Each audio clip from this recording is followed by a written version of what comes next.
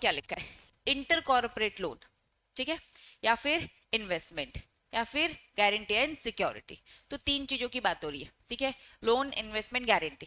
ठीक, इसका जो सेक्शन है, सेक्शन क्या है, 186। सेक्शन क्या है, 186, इंपॉर्टेंट सेक्शन है। चलो पहले अपन क्या करते हैं, 186 का सेक्शन एक बार रीड करेंगे तो फटाफट हो जाएगा। हेडिंग में क्या लिखा है, loan investment by a company. चलिए सब सेक्शन में, simple, a company is not allowed to invest more than 2 layers of company investment. अब 2 लेयर को पहले से समझो। आईटेस कंपनी को इन्वेस्ट करना है, अपनी सब्सिडी में करेगी,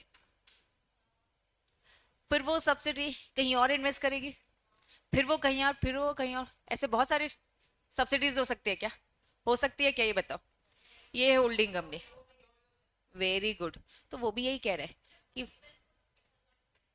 हाँ, अब देखो वर्टिकल हॉरिजॉन्टल का कंसेप्ट, अगर मैं आपको ये बोलूं, अगर मैं आपको ये बोलूं कि भैया होल्डिंग कंपनी है A B C, A B C D दिख रहा है, तो इस तरीके से कितनी भी सब्सिडी बनाओ, लेकिन इन्वेस्टमेंट तो होल्डिंग का ही है ना। इन्होंने कहा लेयरिंग की बात हो रही है, लेयरिंग, 2 लेयर से ज्यादा अलाउड नहीं है। तो कुल मिलाकर ये एग्जाम्पल आपको याद आना चाहिए। जब हमने चैप्टर स्टार्टिंग में जब पढ़ा था तो वहां पे भी हम डेफिनेशन में पढ़ते हैं, अक्सर डेफिनेशन में ये बात ऑलरेडी आपको समझाई है जब होल्डिंग और सब्सिडी की डेफिनेशन हम पढ़ते हैं, ठीक है।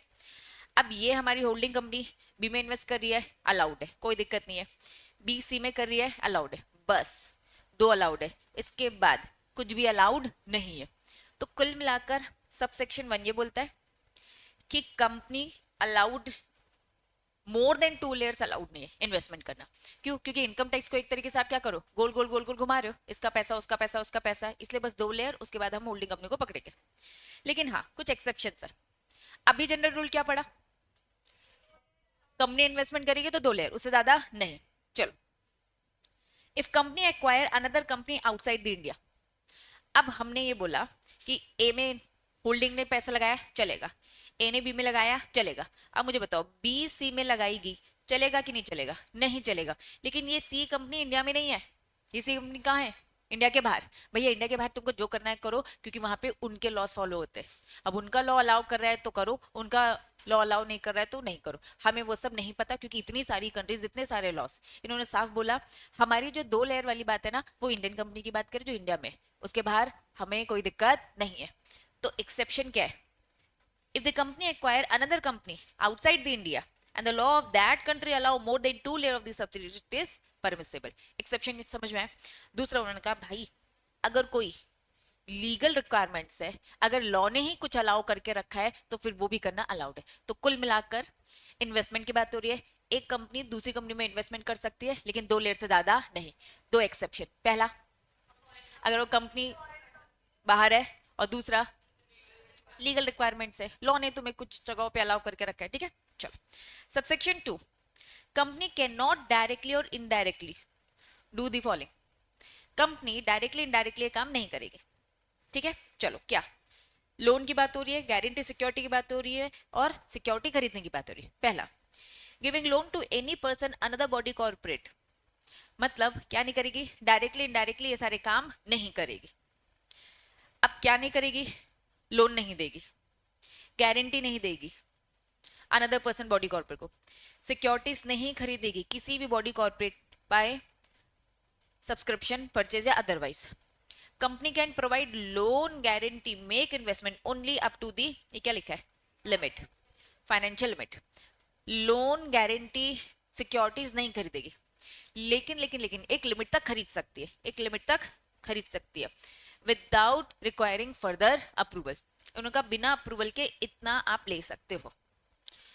अब इस लिमिट की इंपॉर्टेंस वेरी वेरी वेरी है ना, बहुत ही ज्यादा इसकी इंपॉर्टेंस है, इसीलिए इस लिमिट को एक बार अच्छे से देखेंगे। आ जाओ क्या लिखा है, 60%। 60% किसका, paid up share capital, free reserve और सिक्योरिटी प्रीमियम अकाउंट। 60% इसका, या फिर और है, ठीक है।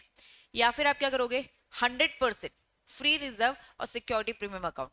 दोनों में डिफरेंस क्या है, पहले में क्या लिखा है 60%, 60% में क्या है, पेड अप, फ्री रिजर्व और सिक्योरिटी प्रीमियम अकाउंट, उसका 60%। या फिर आपकी कंपनी का हम क्या देखेंगे, 100% देखेंगे, लेकिन उसमें पेड अप नहीं देखेंगे, बस फ्री रिजर्व देखेंगे और आपका सिक्योरिटी प्रीमियम अकाउंट, आपके पास कितना पैसा रखा है, जितना पैसा रखा है भैया उतना हम आपको अलाउ करेंगे, क्योंकि हमें रिस्क आपको ज्यादा लेने नहीं देना, विच एवर इज हायर, ये आपकी हायर लिमिट है। इससे ज्यादा हम आपको ना लोन ना गारंटी ना कोई भी सिक्योरिटी खरीदने देंगे, मतलब आपको लिमिट करके रखा है। वापस अगर मैं आऊं, मेन हेडिंग क्या बोलता है, सेक्शन 186 बोलता है लोन और इन्वेस्टमेंट को लेकर हम बातें कर रहे हैं, बोर्ड ऑफ डायरेक्टर मनमाने, है ना, मनमानी नहीं कर सकता कि कितना भी लोन ले लिया, कितना भी इन्वेस्टमेंट कर दिया, हम एक तरीके से आपको रिस्ट्रिक्ट कर रहे हैं। पहला पॉइंट बोलता है भैया 2 लेयर से ज्यादा इन्वेस्टमेंट अलाउ नहीं है, 2 एक्सेप्शन है, पहला इंडिया के बाहर है, दूसरा क्या बोला, लीगल रिक्वायरमेंट, दूसरा क्या बोलता है डायरेक्टली इनडायरेक्टली आप ये नहीं कर सकते, लेकिन एक लिमिट तक कर सकते। लिमिट क्या थी, 60 paid up free reserve security बनाओ, 100% किसका, फ्री रिजर्व और विच एवर इज हायर। अब इतने तक में अलाउड है, इससे ऊपर अलाउड नहीं है। आप चाहो तो पूरी कंपनी का पैसा लगा दोगे, कल को कंपनी भैया बंद हो जाएगी, ठीक है। सबसेक्शन 1 और 2 समझ में आए, हाँ,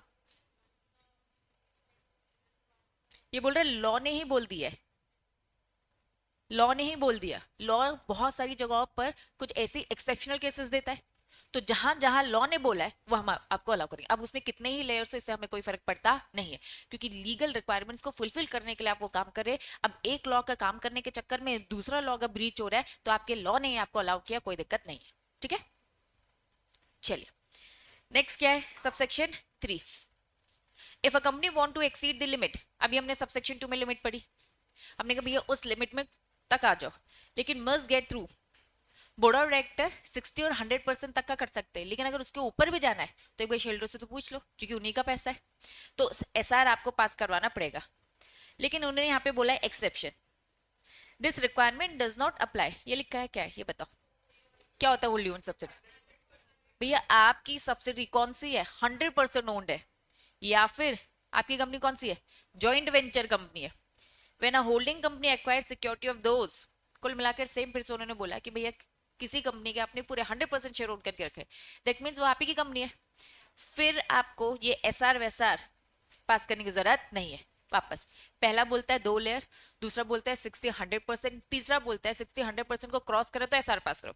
लेकिन अगर आपकी कंपनी होल्डी ओन सब्सिडी है, जॉइंट वेंचर है, तो हाँ आपको ये एसआर वैसार भी पास करने की जरूरत नहीं है, आपकी कंपनी है, आप ही को सब कुछ करना है, तो आप बिना पूछे बिना परमिशन के काम कर सकते हो। सबसेक्शन 4, प्लीज सारी की सारी डिटेल्स, क्या लोन दिया, क्या गारंटी दिया, क्या इन्वेस्टमेंट किया अपने फाइनेंशियल स्टेटमेंट में, ठीक है, पूरा डिस्क्लोजर दो, इंक्लूडिंग द पर्पस भी बताओ उस loan guarantee and how will be use by the recipient, जिसको भी आपने ये दिया है वो उसका क्या यूज करने वाला है, इसकी पूरी डिटेल हमें चाहिए फाइनेंशियल स्टेटमेंट में। 4 पॉइंट, वापस पहला क्या था, 2 लेयर से ज्यादा नहीं, 2 एक्सेप्शन थे। नेक्स्ट लिमिट 60-100, ठीक है। थर्ड पॉइंट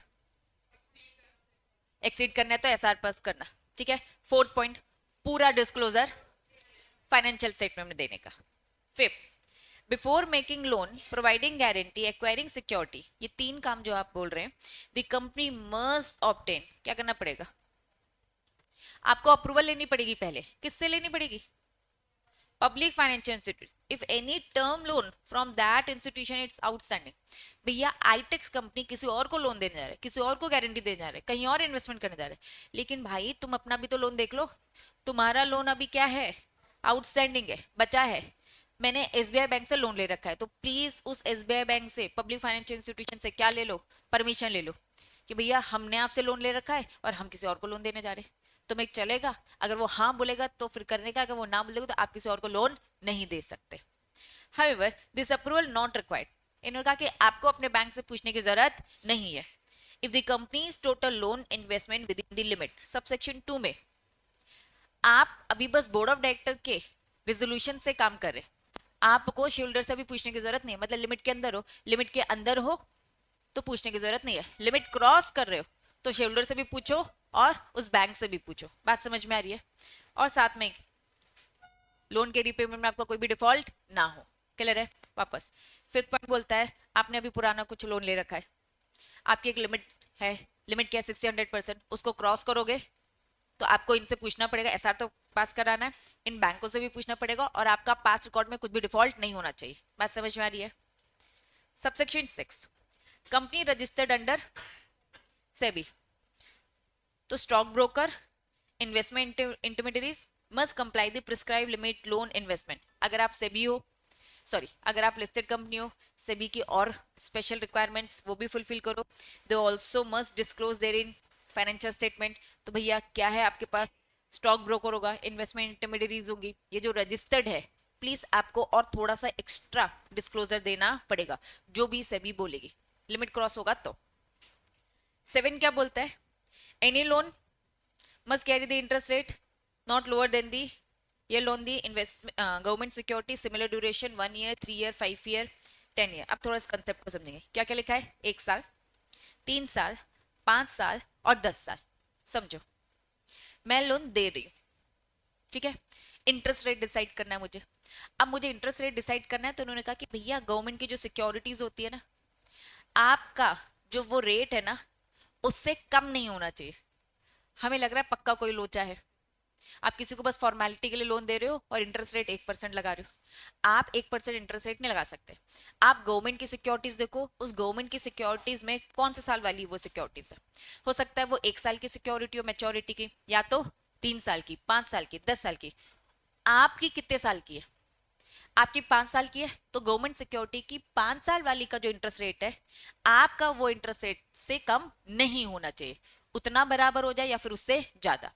गवर्नमेंट की सिक्योरिटी थी 9%, ठीक है, आप लोन दे रहे हो, आपने रखा 5%, रख सकते हो क्या, नहीं, या तो 9 रखेंगे या तो उससे ज्यादा रखेंगे। वो बस यहाँ पे ये कह रहे हैं कि आप कोई झोल तो नहीं कर रहे हो, कोई नाटक तो नहीं कर रहे हो, लोन दे रहे हो तो प्रॉपर इंटरेस्ट लो ना, नहीं तो लोन क्यों दे रहे हो।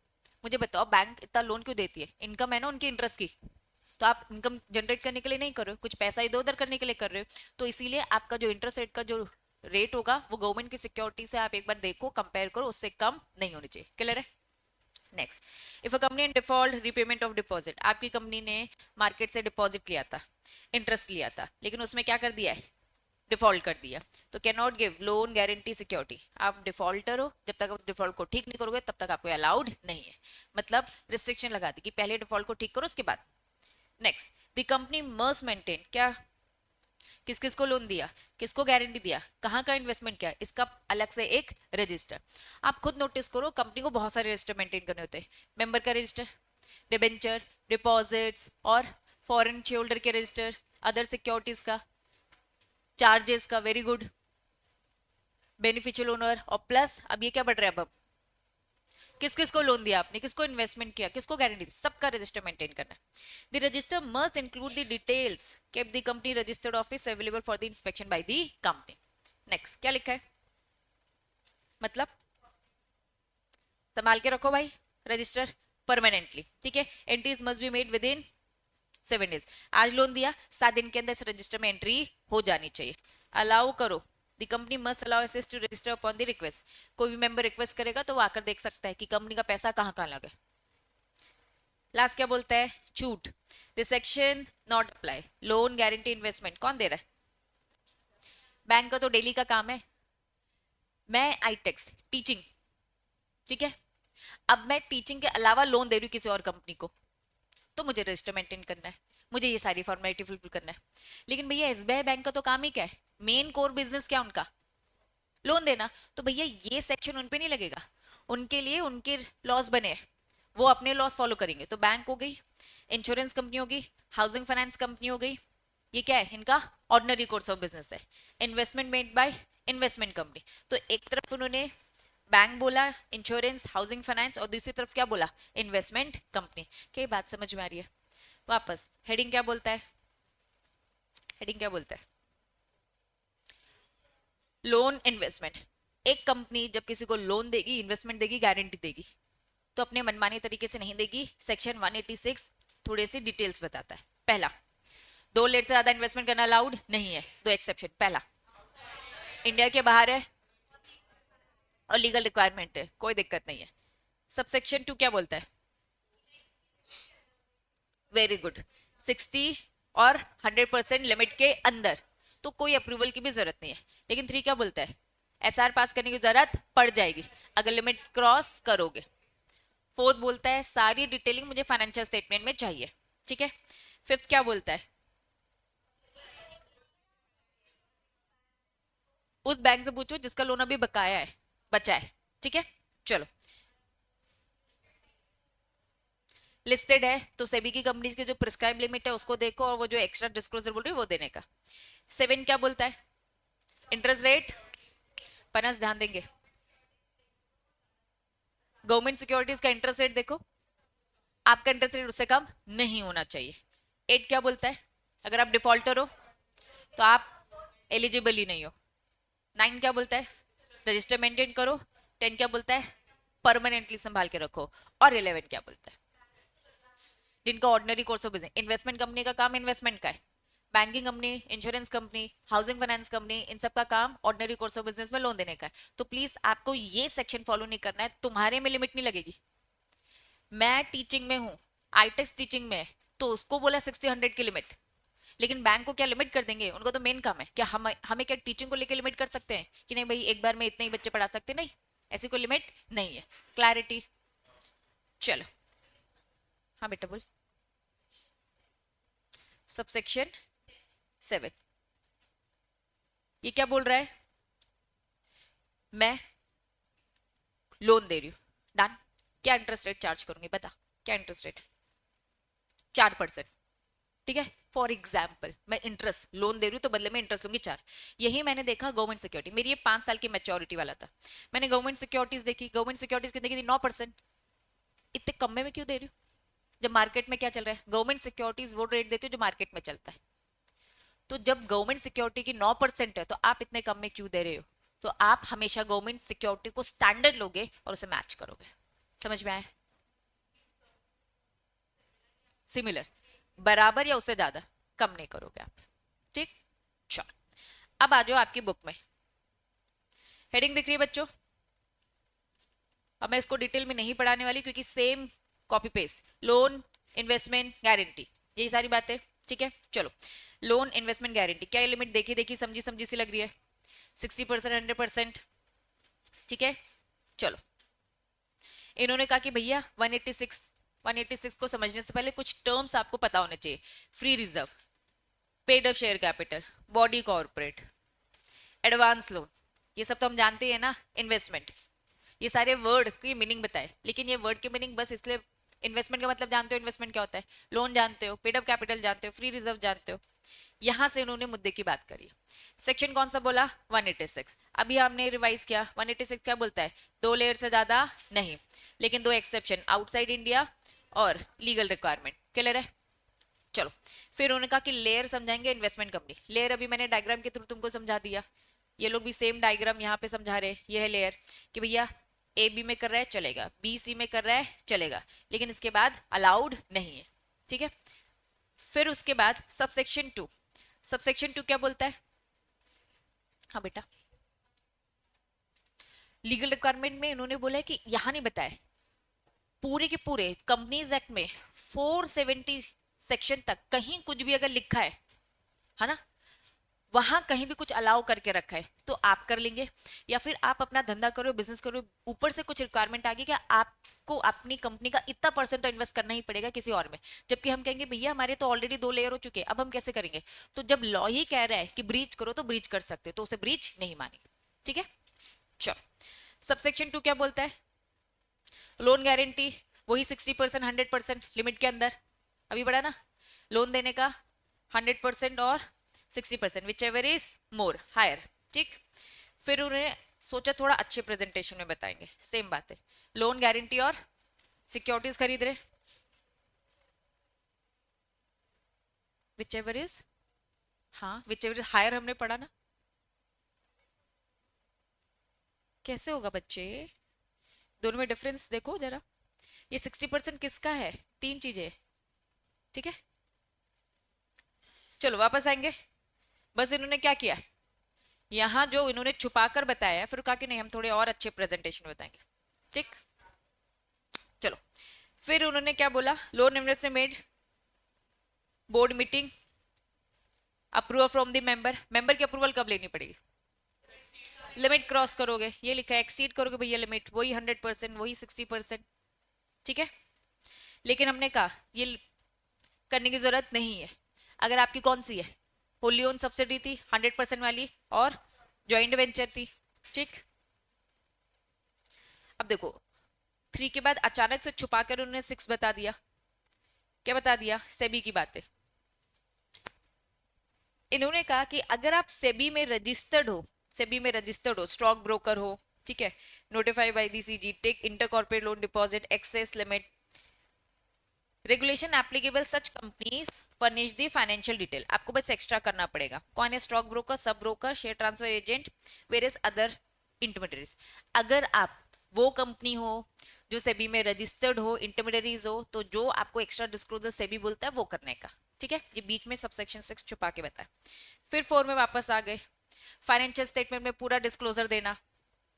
फिर 5 बोलता है, क्या 5 बोलता है कि भाई फाइनेंशियल इंस्टीट्यूशन से क्या ले लो? अप्रूवल ले लो, ठीक है। इन्होंने कहा भाई सारे डायरेक्टर, अगर आपका आउटस्टैंडिंग लोन है, अगर एनी टर्म, ठीक है, सबसिस्टिंग, अगर कुछ भी लोन आपका बचा है, तो पब्लिक फाइनेंशियल इंस्टीट्यूशन से क्या करने का?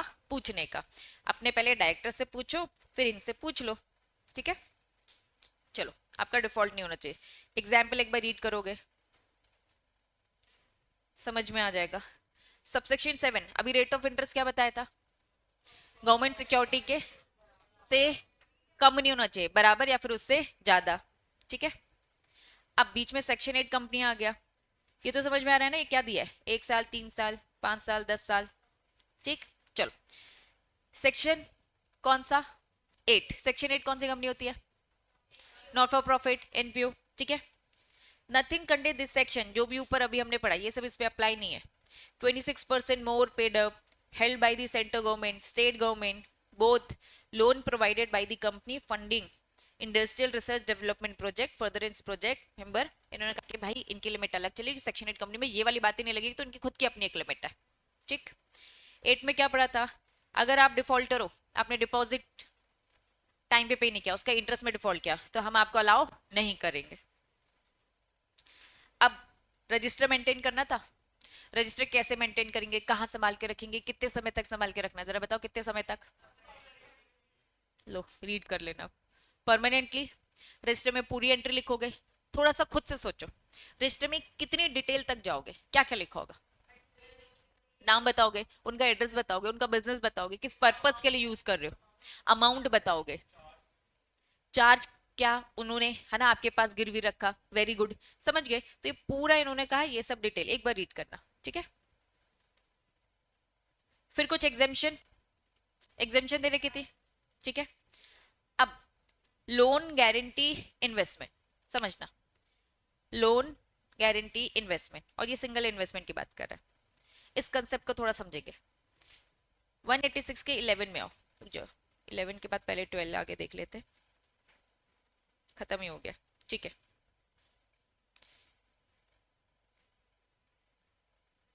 किस किस को था छूट, मुझे बताओ? बैंक को था, इंश्योरेंस को था, हाउसिंग फाइनेंस कंपनी को था। क्यों? क्योंकि इनका क्या है? Ordinary course of business. Investment companies, क्या बोला इनको कि भैया तुम्हारा तो काम इन्वेस्टमेंट का है। अब यहां पर आओ, क्या दे रखा है?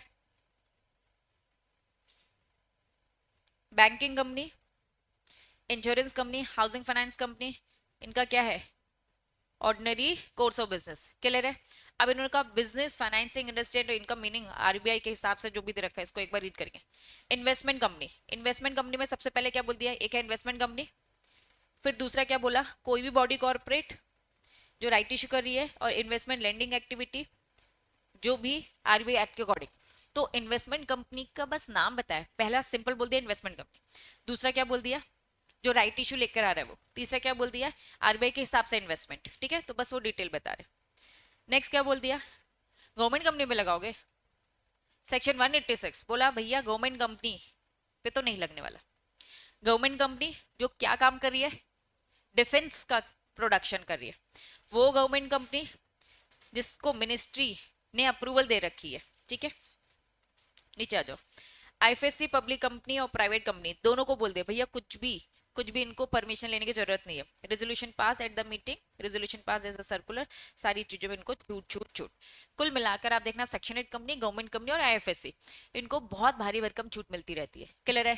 186, तो 186 समरी फॉर्म में अगर मैं बोलूं तो बोल क्या रहा था? लोन गारंटी और इन्वेस्टमेंट की क्या कर रहा था, लिमिट तय कर रहा था।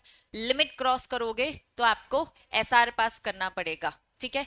अदरवाइज एसआर में अगर ना बोलते हो तो आपको अलाउड नहीं है, ठीक है। पेनल्टी कंपनी ऑफिसर की रीड करोगे। 186 समझ में आया, बोलो। चलो, इंपॉर्टेंट सेक्शन था, समझ में आया। नेक्स्ट, हाँ बेटा बोल।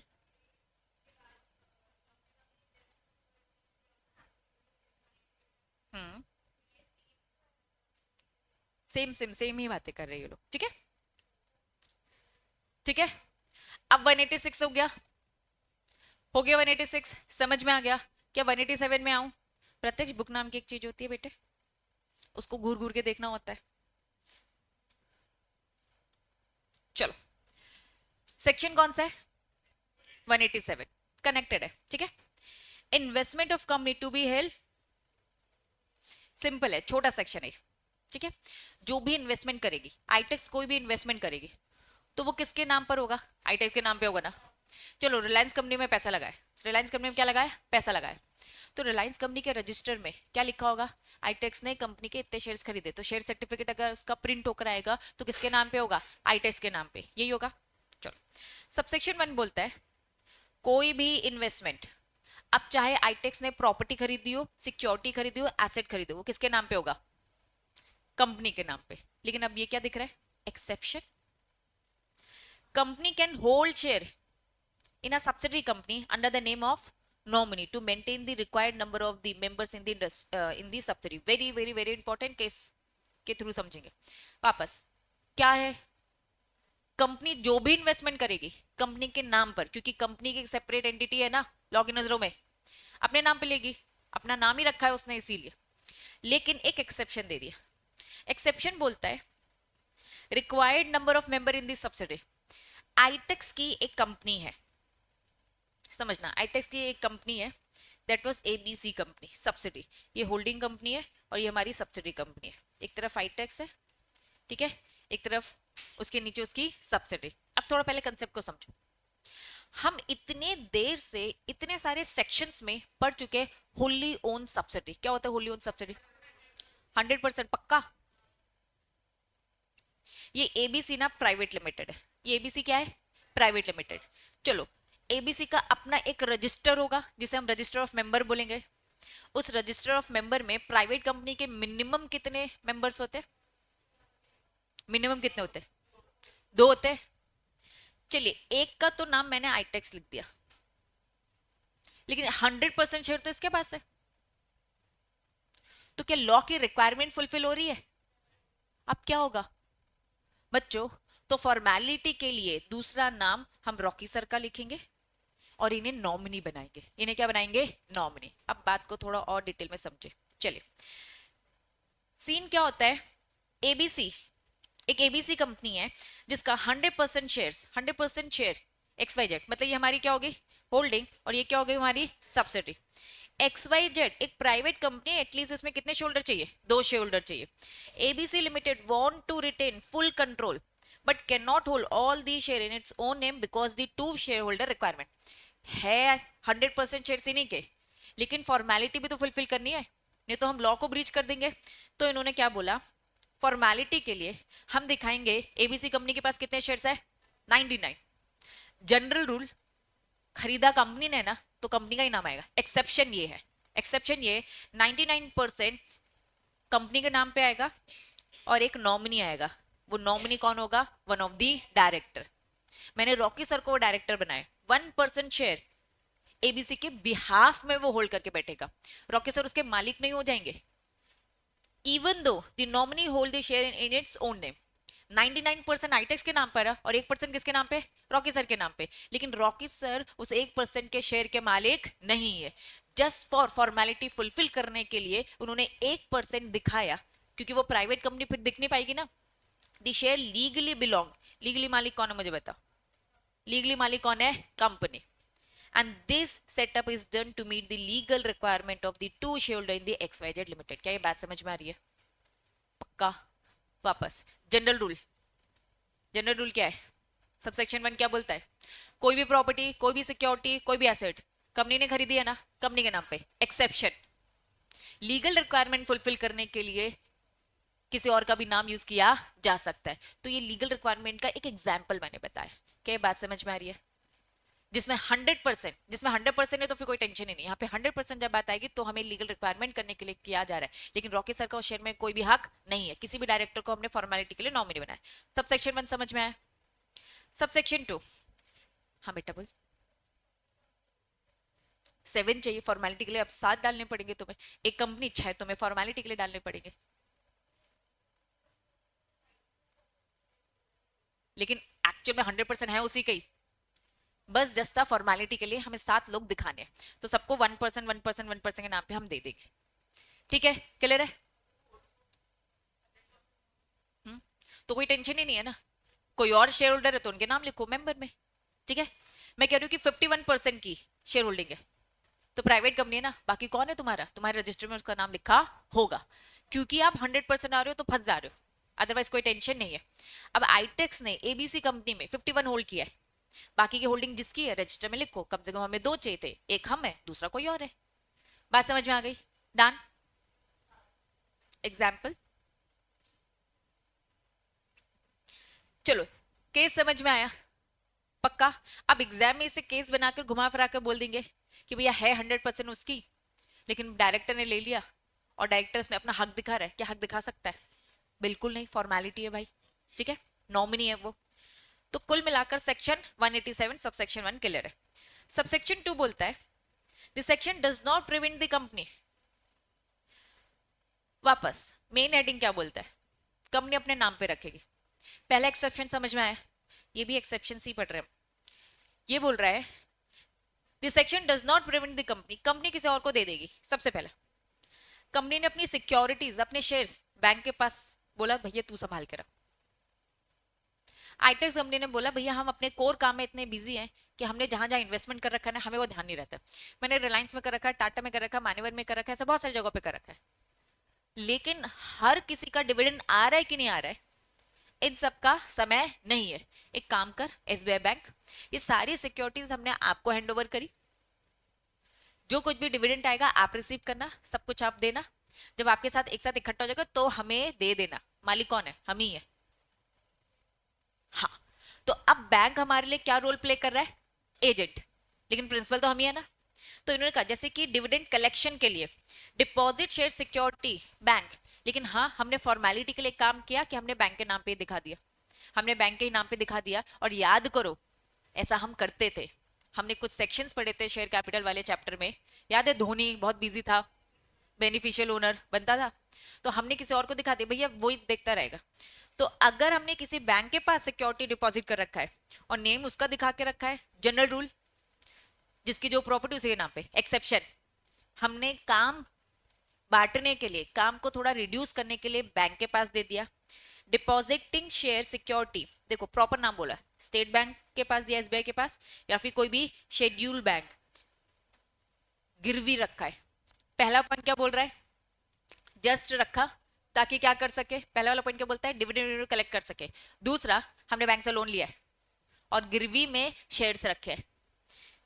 तीसरा, holding security in the name of depository when the company needs beneficial owner. मैंने रिलायंस कंपनी में शेयर खरीदे हैं, लेकिन रिलायंस कंपनी से डायरेक्ट नहीं खरीदे, किसके थ्रू खरीदे? डीमैट अकाउंट, स्टॉक ब्रोकर आ गया, डिपॉजिटरी आ गया। तो रिलायंस कंपनी के रजिस्टर में एनएसडीएल सीडीएसएल डिपॉजिटरी का नाम होगा, मैं क्या आऊंगी? Beneficial owner. तो इन्होंने कहा जनरल रूल, जिसका शेयर उसका नाम। एक्सेप्शन, बैंक को दिया, बैंक को दिया डिविडेंड कलेक्ट करने के लिए, बैंक से लोन लिया तो गिरवी रखा, या फिर मेन नाम तो डिपॉजिटरी का रखा है, हम तो बेनिफिशियल ओनर है। तो इन 3 केसेस में कंपनी का नाम नहीं है, किसी और का नाम है तो चलेगा, लॉ ने इसे अलाउ करके रखा है। बात समझ में आ रही है? पक्का? पहला अलाउड क्या था? बैंक डिविडेंड के लिए। दूसरा, लोन में आपने गिरवी रखे अपने शेयर्स प्रॉपर्टी की तरह। तीसरा, डिपॉजिटरी का नाम है, आप बेनिफिशियल ओनर की तरह देख रहे हो। क्लियर है? Next, subsection 3, if share security not held in the company's own name, due to the reason mention above, ऊपर हमने जो भी रीजन पढ़े उस रीजन के कारण अगर कंपनी के नाम पे नहीं है, हो सकता है आपने बैंक से लोन लिया, ये सारे कारण के कारण आपके नहीं है, तो please maintain a resistor contain the details of such investment.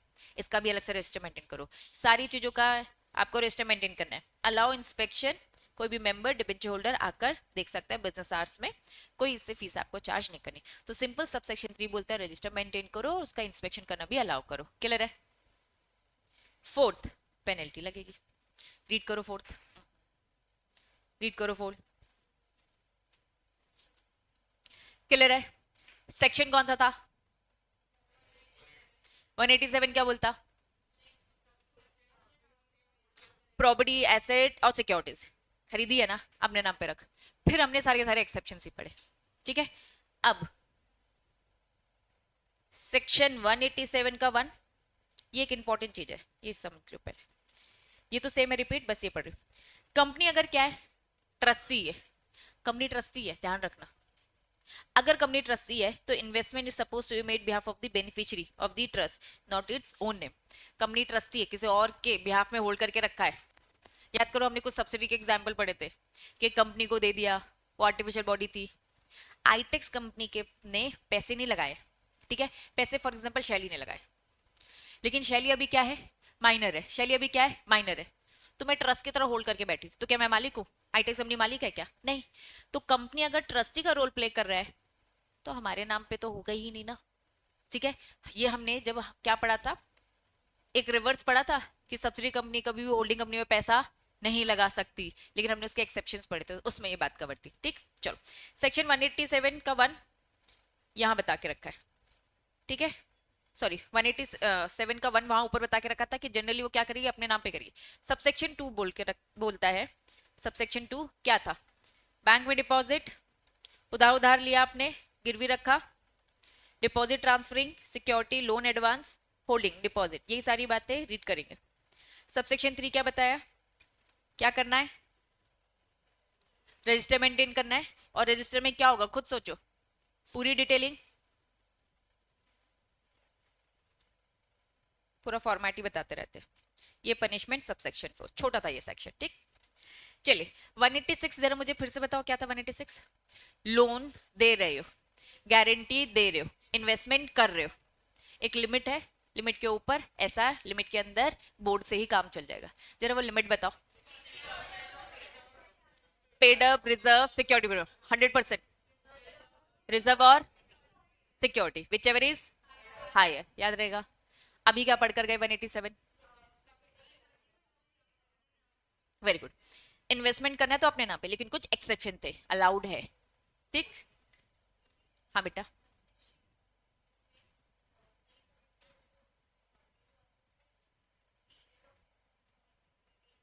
अच्छा ये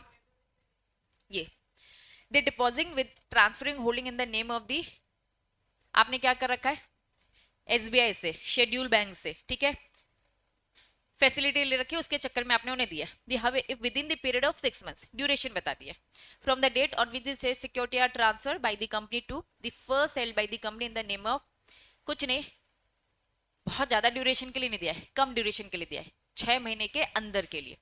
हमने एसबीआई को दिया, किसी को भी दिया, तो short term loan kind of ये कह रहे हैं, हाँ टर्म लोन बोल सकते हैं, छोटा टर्म लोन, ठीक है। तो बस वो 6 महीने टर्म लोन की बात कर रहे हैं, ठीक है। तो ट्रांसफर नहीं करना है, ये 6 महीने के अंदर ही है, आपको इसके अंदर पे करना पड़ेगा। अगर नहीं करोगे after the expiry that period, जो 6 महीने है, ये क्या हो जाएगा, रिट्रांसफर हो जाएगा। समझो अब केस क्या होता है। मॉर्गेज के ना अलग अलग टाइप होते हैं, ये टाइप अभी तुम लोगों ने पढ़ा नहीं है, लेकिन हाँ अभी जैसे आप जिगल पढ़ रहे हो ना, तो जिगल में हर एक एक्ट अपने आप में डिफरेंट है, तो ऐसे एक और सेकंड ग्रुप में एक सब्जेक्ट होता है, ठीक है, उसमें ये पढ़ोगे, मेरे ख्याल से फर्स्ट ग्रुप में नहीं है, सेकंड ग्रुप में पढ़ो। मॉर्गेज के अलग अलग टाइप। एक मॉर्गेज इस टाइप का होता है कि फॉर्मेलिटी के लिए मैं अभी अपने शेयर्स बैंक के नाम पे कर रही हूँ, समझना, मैं अभी शेयर फॉर्मेलिटी के लिए बैंक के नाम पे करूँ। अगर मैंने रिपेमेंट कर दी तो वापस आ जाएगा मेरे पास, अगर मैं रिपेमेंट नहीं कर पाई, डिफॉल्ट हो गया, तो बैंक के नाम पे चला जाएगा। बात समझ में? तो वो बस इस चीज की बात कर रहे हैं, ठीक है। तो मॉडल्स का एक टाइप होता है। चलो, क्लियर है बच्चों? होली ओन इन्वेस्टमेंट नहीं समझे? तेरा क्वेश्चन थोड़ा अजीब है, लेकिन मैं ट्राई करूंगी तेरे एग्जाम्पल में समझाने के। आईटेक्स कंपनी ने बोला मैंने ही एबीसी कंपनी के 100% शेयर्स खरीद लिए। अब तुम क्या क्वेश्चन पूछ रही हो?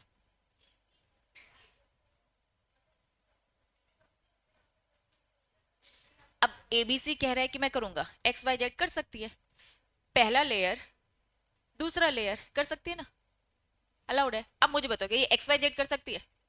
नहीं। तो जो तुम पूछ रही हो ये तो पहले और दूसरे लेयर में कवर्ड है, करती ही है, लेकिन उससे ज्यादा अलाउड है। क्लियर है? पक्का? डन।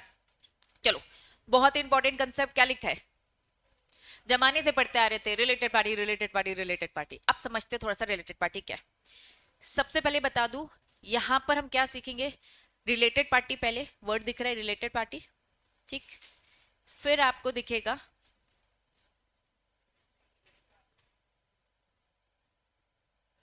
रिलेटिव। दो चीजें, एक रिलेटेड पार्टी क्या है और दूसरा रिलेटिव क्या है, ठीक है। अब मैं बस अच्छे प्रेजेंटेशन में दिखाऊंगी, सारी चीजें सेम यही बुक में लिखी है, बस प्रेजेंटेशन आप उसमें देखते रहना। आपके सामने दो चीजें दिख रही है, एक क्या दिख रहा है, रिलेटेड पार्टी, और फिर क्या दिख रहा है, रिलेटिव। पहले रिलेटेड रिलेटिव समझोगे, फिर रिलेटेड पार्टी समझोगे, फिर तीसरी चीज समझोगे रिलेटेड पार्टी ट्रांजैक्शन।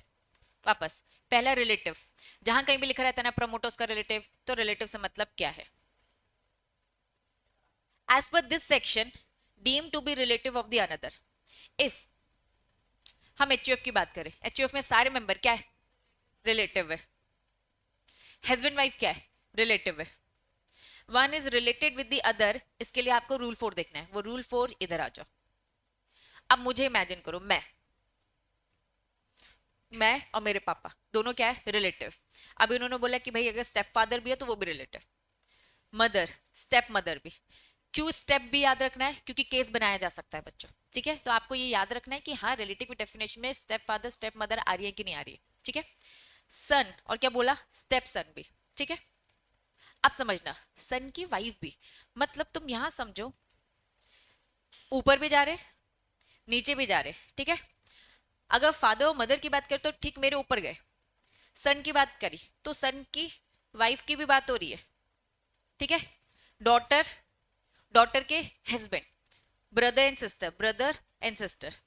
लेकिन क्या ब्रदर सिस्टर के हस्बैंड कवर है क्या, सिस्टर के हस्बैंड है क्या, ब्रदर की वाइफ है क्या, नहीं। तो थोड़ा सा समझना, अगर मैं कहूंगी ये फादर है, मदर, ठीक है, ये सन है और ये क्या है, डॉटर। अब देखो इन्होंने किस, क्या डॉटर के हस्बैंड को कवर किया है क्या, डॉटर का हस्बैंड और सन की वाइफ, ठीक है। ब्रदर एंड सिस्टर, मेरे भाई बहन भी, लेकिन मेरे भाई बहन के स्पाउस कवर नहीं है, क्या ये समझ पा रहे हो। लेकिन ये तो मैं हूं ना, क्या रॉकी सर कवर है क्या, ऊपर ही उन्होंने बोल दिया था वाइफ हस्बैंड है, एचयूएफ के सारे मेंबर्स है, क्या ये बात समझ में आ रही है। तो अब इन्होंने साफ बोल दिया कि भैया हम यहाँ पे किसकी बात कर रहे हैं, हस्बैंड, हस्बैंड की भी बात करें, और अगर यहाँ पे रॉकी सर है तो उनका स्पाउस वाइफ की भी बात करें, ठीक है। रिलेटिव वर्ड का मतलब समझ में आ गया। अब रिलेटिव वर्ड का मतलब अगर समझ में आ गया तो अब समझो, अब एक तरफ आईटेक्स को रखना है, क्या रिलेटिव समझ में आया, पहले बताओ। रिलेटिव समझ में आ गया तो रिलेटेड पार्टी में आ जाओ। रिलेटेड पार्टी में एक तरफ आईटेक्स है, बच्चों इस एग्जाम्पल को ध्यान रखना, क्योंकि अगर एग्जाम्पल नहीं समझ में आया तो आगे चल के कुछ भी समझ में नहीं आएंगे। अभी हम डेफिनेशन बस पढ़ रहे। आईटेक्स और डायरेक्टर, आईटेक्स और डायरेक्टर के बीच में कुछ भी अगर बिजनेस हो रहा है तो आईटेक्स के लिए वो डायरेक्टर क्या हो गया, रिलेटेड पार्टी। अब इन्होंने बोला डायरेक्टर का रिलेटिव, चलिए रॉकी सर है वो डायरेक्टर। अगर आईटेक्स और डायरेक्टर के बीच में कुछ भी ट्रांजेक्शन चल रहा है तो हम उसे क्या मानेंगे, रिलेटेड पार्टी ट्रांजेक्शन। अब डायरेक्टर जो है उनके रिलेटिव में कौन कौन आ जाएगा, मैं आ गई, उनका भाई आ गया क्या, उनकी बहन आ गई क्या, उनके मम्मी पापा, उनके बच्चे, बच्चों के हस्बैंड वाइफ, बात समझ में आ रही है। तो कोई भी बिजनेस आईटेक्स और डायरेक्टर के बीच में हो रहा है तो रिलेटेड पार्टी ट्रांजेक्शन है, प्लस उनके उनके रिलेटिव के साथ भी हो रहा है, और रिलेटिव के एक दायरा बता दिया उन्होंने, इनके साथ हो रहा है तो रिलेटेड पार्टी ट्रांजेक्शन। देखो रिलेटेड पार्टी ट्रांजेक्शन डिसअलाउड नहीं है, अलाउड है, लेकिन वो क्या कहते हैं, डिस्क्लोजर दो, क्योंकि हमें उसमें क्या रखनी है, नजर रखनी है कि जो प्राइस है वो फेयर है कि नहीं, प्राइस फेयर है कि नहीं। क्या ये बात समझ में आ रही है, पक्का, पहला समझ में आ गया। तो आपको याद रखना है, अगर कोई भी ट्रांजेक्शन, कोई भी बिजनेस, कोई भी ठीक है, कोई भी कंपनी के साथ, और कंपनी के साथ या तो उसका डायरेक्ट या फिर उसका रिलेटिव। पहला पॉइंट याद हो गया, याद करना रिलेटेड पार्टी। चलो दूसरा देखें, आईटेक्स और किसके साथ, केएमपी। अब केएमपी की पूरी डेफिनेशन जानते हो ना तुम लोग, और उन सारे केएमपी के क्या, रिलेटिव। ठीक है, पहला दूसरा क्लियर है, डायरेक्ट उसके रिलेटिव, केएमपी उसके रिलेटिव। ठीक है, लेकिन ये ट्रांजैक्शन हो किसके साथ रहा है, हमेशा आईटेक्स के साथ ही करना। ठीक है, तीसरा, फर्म। आईटेक्स एक कंपनी है और ये किसके साथ कर रही है, एक फर्म के साथ कर रही है। उस फर्म में क्या है, उस फर्म में क्या है, इन विच आईटीज कंपनी का director Rocky sir, Rocky sir उसमें क्या है, या तो कंपनी का डायरेक्टर मैनेजर या फिर उसका रिलेटिव क्या है, पार्टनर। या तो रॉकी सर ही उस फर्म में है, या तो रॉकी सर नहीं, कोई मैनेजर रक्षिता दी है, या फिर बच्चा रॉकी सर के रिलेटिव मतलब उनका भाई उस फर्म में। तो जिस फर्म के साथ आईटेक्स बिजनेस कर रहा है जिसमें उनका भाई बैठा है, तो वो फर्म और आईटेक्स का जो ट्रांजेक्शन होगा वो क्या माना जाएगा, रिलेटेड पार्टी ट्रांजेक्शन। पहला दूसरा तीसरा, पहला क्या बोलता है, डायरेक्टर उसका रिलेटिव, दूसरा केएमपी और उसका रिलेटिव, तीसरा फर्म, उस फर्म में या तो डायरेक्टर ही है, या तो मैनेजर है, या तो उनके रिलेटिव उस फर्म में है। तो उस फर्म और आईटेक्स के बीच का ट्रांजैक्शन रिलेटेड पार्टी ट्रांजैक्शन है। तीन बातें समझ में आ गई, डेटा बढ़ता जाएगा। चलो, आईटेक्स के साथ ही हो रहा है, आईटेक्स और एक प्राइवेट कंपनी के साथ हो रहा है। उस प्राइवेट कंपनी में इन विच डायरेक्टर मैनेजर और his relative is a member director. Rocky sir यहां भी डायरेक्टर है और रॉकी सर वहां भी डायरेक्टर है, या फिर रॉकी सर यहां डायरेक्टर और वहां दूसरी कंपनी में क्या है, मेंबर है, या फिर इन्होंने क्या बोल दिया, मैनेजर है। तो कुल मिलाकर या तो रिलेटिव भी हो सकता है, आईटेक्स कंपनी का डायरेक्टर मैनेजर और उसके रिलेटिव उस एबीसी प्राइवेट कंपनी में या तो क्या घूम रहे, मेंबर बने घूम रहे, या तो डायरेक्टर। बात समझ में आ रही है। तो वो प्राइवेट कंपनी आईटेक्स के बीच का transaction related party transaction. Done, कितने पॉइंट्स हो गए, पक्का। पहला बताओ बिना देखे, डायरेक्टर उसका रिलेटिव, केएमपी और उसका रिलेटिव, तीसरा फर्म, डायरेक्टर मैनेजर या उसका रिलेटिव पार्टनर, क्योंकि फर्म था ना। अब दूसरी क्या है, नेक्स्ट क्या है, प्राइवेट कंपनी का डायरेक्टर मैनेजर उसका रिलेटिव, मेंबर या फिर डायरेक्टर, बस मेंबर डायरेक्टर। फर्म था तो पार्टनर आ गया ना, उस कंपनी में तो मेंबर डायरेक्टर, क्लियर है। जब फर्म की बात हो गई, प्राइवेट कंपनी की बात होगी, तो भैया पब्लिक को क्यों छोड़ेंगे। ठीक है, आईटेक्स कंपनी एक प्राइवेट कंपनी के साथ ट्रांजेक्शन कर रही है जिसमें आईटेक्स का डायरेक्टर मैनेजर, आईटेक्स का director manager is a public company का भी डायरेक्टर, लेकिन बस डायरेक्टर नहीं है, साथ में क्या बैठा है, होल्ड किया है अलॉन्ग विथ हिज रिलेटिव, कितना, मोर than 2% of paid up share capital. मतलब बस डायरेक्टर ही नहीं है, डायरेक्टर के साथ साथ उसके पास क्या है, शेयर भी होल्ड करके बैठा है 2% से ज्यादा, लेकिन अपने रिलेटिव के साथ।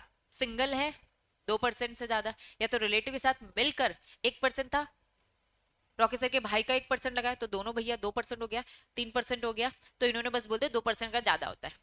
फर्म में पार्टनर है, प्राइवेट कंपनी में मेंबर या डायरेक्टर है, पब्लिक कंपनी में डायरेक्टर है, या फिर शेयर होल्ड करके बैठे 2% से ज्यादा। क्लियर है बच्चों।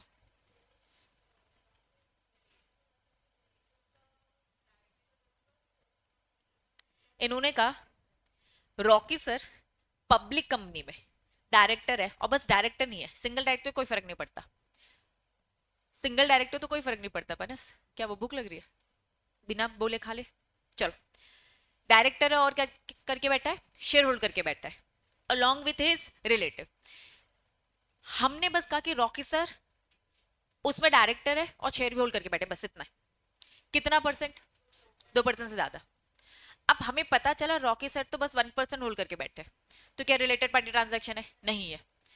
लेकिन एक रिलेटिव भी था उसमें, हो सकता है मैं हूं, मेरे 4% है, तो दोनों का मिलाकर देखेंगे। उन्होंने ये कहा या तो सिंगल हो जाए या तो रिलेटिव के साथ मिलाकर, अगर 2% से ज्यादा होता है तो यस, उस कंपनी के साथ अगर आईटेक्स कर रहा है कोई भी ट्रांजैक्शन तो वो रिलेटेड पार्टी ट्रांजैक्शन है। क्लियर है, डायरेक्टर रिलेटिव, दूसरा KMP relative, then firm, then private company, then public company. Firm को लेकर क्या था, तो ये समझना, आईटेक्स कंपनी का डायरेक्टर मैनेजर और उसका रिलेटिव पार्टनर है। फिर प्राइवेट कंपनी में क्या था? Director manager relative. जब प्राइवेट कंपनी है तो मैनेजर डायरेक्ट नहीं, मेंबर और डायरेक्टर। ठीक है, पक्का। पब्लिक कंपनी में क्या था? आईटीएस कंपनी का डायरेक्टर, डायरेक्टर या फिर मैनेजर। पब्लिक कंपनी में क्या है? डायरेक्टर है और होल्ड करके बैठा है शेयर 2% से ज्यादा, और ये हम उसका रिलेटिव भी होगा ना तो उसके साथ मिलाकर 2% की कैलकुलेशन देखेंगे। ठीक, अगर समझ में आ गया, देखो समझ में आ गया है, अब बस याद करना है। ठीक है, और मैं ट्राई कर रही हूँ बार बार रिपीट करके याद करवाने का।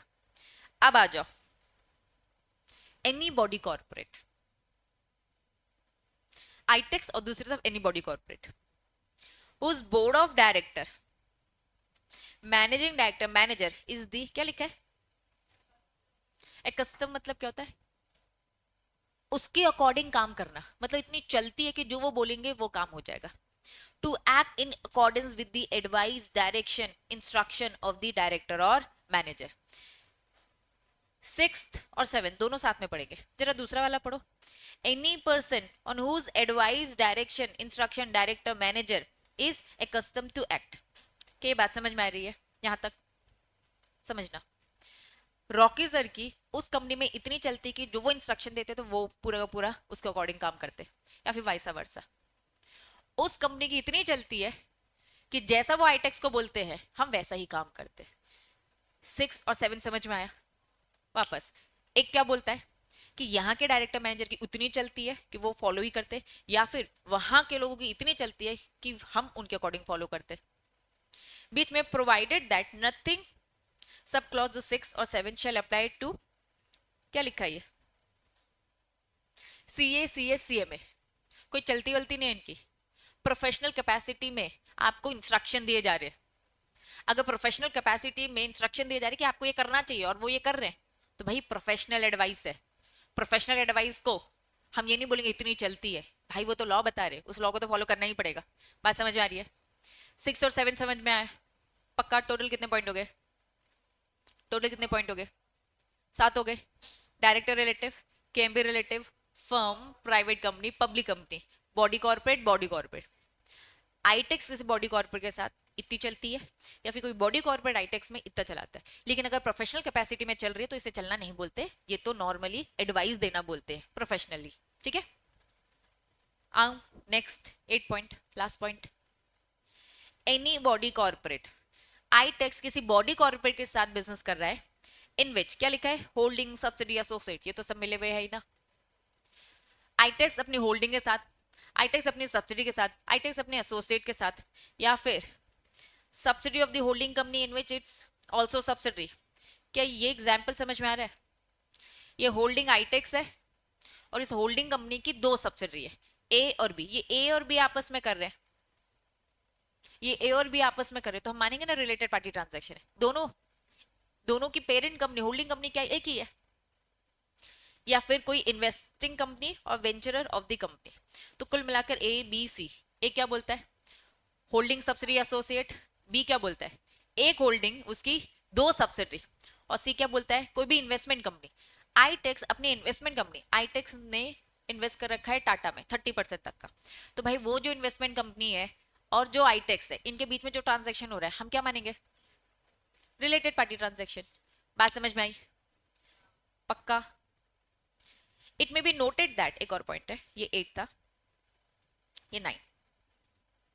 For the purpose of sub clause, जो भी हम ये पढ़ रहे, डायरेक्टर, हम यहाँ पे इंडिपेंडेंट डायरेक्टर की बात नहीं कर रहे क्योंकि हम चुन कर लाते इंडिपेंडेंट डायरेक्टर, याद करो वो पूरी डेफिनेशन। ठीक है, डायरेक्टर केएमपी, डायरेक्टर केएमपी और उसका relative shall deem to be a, आपस में अगर ये ट्रांजेक्शन कर रहे तो हम क्या मानेंगे? रिलेटेड है।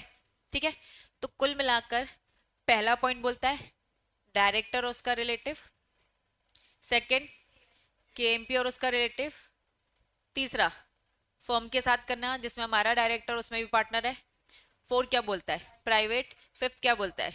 पब्लिक, 6 और 7 साथ में बताया था इंस्ट्रक्शन बॉडी कॉर्पोरेट। ठीक है, वाइस वर्सा। प्रोफेशनल कैपेसिटी वाला नहीं। देन 8 पॉइंट क्या बोलता है, होल्डिंग सब्सिडी एसोसिएट या फिर एक होल्डिंग की दो सब्सिडी या इन्वेस्टमेंट कंपनी। 9 पॉइंट क्या बोलता है, डायरेक्टर केएमपी ये लोग सब आपस में। तो अब मुझे बताओ क्या ये रिलेटेड पार्टी के ये सारे चीजें समझ में आई, रिलेटिव, ये एचयूएफ हस्बैंड वाइफ, ये पूरी डेफिनेशन समझ में आई, कौन सा नहीं आया, आया, अच्छा ये समझ में आ गया। अब ये अगर डेफिनेशन आपको समझ में आ गया ना बच्चों, एक्चुअल में उन्हें आपको पढ़ाना है सेक्शन नंबर 188। इससे पहले दो सेक्शन पढ़े, जरा नाम बताओ। 186, 187। 186 क्या बोलता है, लोन इन्वेस्टमेंट गारंटी को रिस्ट्रिक्ट कैसे किया है ना, 60-100%। 187 क्या था, इन्वेस्टमेंट किया तो अपने नाम पर, एक्सेप्शन थे। अब इन्होंने कहा हम 188 पढ़ेंगे, क्या पढ़ेंगे, 188। जरा 188 पढ़ने से पहले बेरेट की लैंग्वेज पहले, ठीक है। हेडिंग का ही नाम है 188, क्या है, रिलेटेड पार्टी ट्रांजैक्शन। बहुत ही इंपॉर्टेंट कंसेप्ट। अगर कोई भी रिलेटेड पार्टी ट्रांजैक्शन कर रही है कंपनी, ये वाले, तो साफ बोला बोर्ड ऑफ डायरेक्टर की अप्रूवल लगी, बोर्ड ऑफ डायरेक्टर की अप्रूवल। चलो पहला क्या, cell purchase supply goods material. अगर मैं बोलूं तो ये मूवेबल प्रॉपर्टी की बात कर रहा है, सेलिंग बाइंग प्रॉपर्टी, ये किसी बात कर रहा है, इमूवेबल। कुछ भी खरीदा बेचा जा रहा है जो मूवेबल नेचर का है, कुछ भी खरीदा बेचा जा रहा है जो इमूवेबल नेचर का है। अब मूवेबल इमूवेबल तो समझते हो, ठीक है। या फिर प्रॉपर्टी कैसी दी जा रही है, लीज में, अवेलिंग या फिर रेंडरिंग, कोई भी सर्विस कंपनी दे रही है। देखो ऊपर गुड्स की बात हो रही थी, नीचे सर्विस की बात कर रहे हैं। Appointment of any agent, company ने कोई एजेंट अपॉइंट किया ताकि वो purchase sell goods material service property, जो भी ऊपर हमने 1 2 3 ये सब 4 पढ़ा, इसके लिए एक एजेंट अपॉइंट किया, ठीक है। या फिर अपॉइंट कर रहे related party to its any office place profit in the company in its subsidy company associate. मैं आईटेक्स कंपनी में अपनी बहन को बिठाना चाहती हूँ एक ऐसी पोजीशन में जिसमें अच्छा खासा प्रॉफिट आने वाला है। अब मैं अपनी आईटेक्स कंपनी में बैठा रही हूँ या फिर अपनी आईटेक्स की सब्सिडरी में या फिर एसोसिएट कंपनी में, तो सारे बोर्ड ऑफ डायरेक्टर की पहले मुझे अप्रूवल चाहिए होगी, तब मैं वहां पे अपने रिलेटिव को बैठा सकती हूँ, अदरवाइज नहीं। तो क्यों रिलेटिव समझाया था, क्या ये बात समझ में आ रही है, रिलेटिव की definition, under writing the subscription of any security या फिर डेरिवेटिव ऑफ द कंपनी। मैं आईटेक्स कंपनी कहीं इन्वेस्टमेंट करने जा रही हूँ, उस इन्वेस्टमेंट करने के लिए हम क्या करने वाले, अंडर राइटर बनने वाले। अंडर राइटर कौन होता है, जो गारंटी देता है एक तरीके से कि आपके शेयर्स अगर 90% नहीं सब्सक्राइब होंगे ना तो भैया मैं हूं, ठीक है। तो कुल मिलाकर हमने यहाँ पे एक 7 पॉइंट की लिस्ट पढ़ी, और ये पूरे 7 पॉइंट की list very very very important. ये 7 पॉइंट क्या बोलते हैं कि अगर company restrict the company from entering certain transaction, अगर आप ऐसे ट्रांजेक्शन कर रहे हो, किसके साथ कर रहे हो, रिलेटेड पार्टी के साथ। आपका पहला वाला पॉइंट, जो भी गुड्स खरीदना बेचना कर रहे हो रिलेटेड पार्टी के साथ, इमूवेबल प्रॉपर्टी खरीदना बेचना, प्रॉपर्टी लीज में दे रहे हो अपने रिलेटेड पार्टी को, कोई सर्विस कंपनी दे रही है अपने रिलेटेड पार्टी को, एजेंट अपॉइंट कर रहे हो अपने रिलेटेड पार्टी को, अपनी कंपनी की एक ऐसी पोजीशन देने वाले जिसमें अच्छा खासा प्रॉफिट होगा रिलेटेड पार्टी को, या फिर आप किसी रिलेटेड पार्टी की कंपनी की सिक्योरिटीज खरीद के अंडर राइटर का रोल प्ले करने वाले हो, तो आपको साफ बोल दिया पहले आपको किससे गुजरना पड़ेगा, बोर्ड ऑफ डायरेक्टर की अप्रूवल। समझना, अब बोर्ड ऑफ डायरेक्टर तो जल्दी हाँ बोल ही देंगे, है ना, हमें फंसाना चाहिए इनको किसमें, शेयर होल्डर की अप्रूवल में। लेकिन उन्होंने कहा आओ फर्स्ट प्रोविजन, एक होता है मेन और एक होता है प्रोविजन, ठीक है। प्रोविजन उसमें बहुत सारे हैं, तुम्हारी बुक ने बिल्कुल फेंक फेंक के प्रोविजन दे। टोटल प्रोविजन बताऊंगी, प्रोविजन 1, प्रोविजन 2, प्रोविजन 3, गलती से 4 पहले आ गया, प्रोविजन 4, प्रोविजन 5, टोटल कितने प्रोविजन, 5। वेरी इंपॉर्टेंट बच्चों, वापस ये लैंग्वेज कहाँ मिल जाएगी आपको पता है ना, है ना, देख लोगे ऐप में एक साथ दिख जाएगा, ठीक है, अभी देखने की जरूरत नहीं है, और बुक में इधर उधर करके दिख जाएगा, ठीक है। लेकिन हाँ ये इंपॉर्टेंट है, ये मुझे आपके आंसर राइटिंग में चाहिए, इसके भी नोट्स बनने चाहिए, ठीक है। मेन प्रोविजन क्या बोलता है पहले तो मुझे बताओ,